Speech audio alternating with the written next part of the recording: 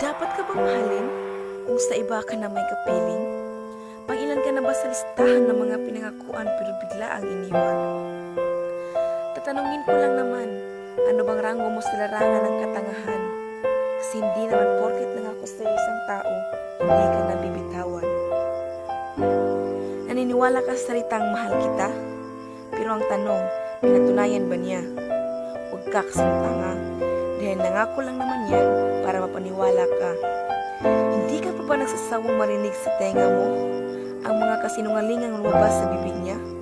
Mga salitang mahal hindi kita iiwan, mahal hindi kita sasaktan, mahal hindi na ako maghahanap pa ng iba dahil ikaw lang sapat na. Pwede bang huwag kang tanga? Alam mo namang niloko ka na, lumalaban ka pa.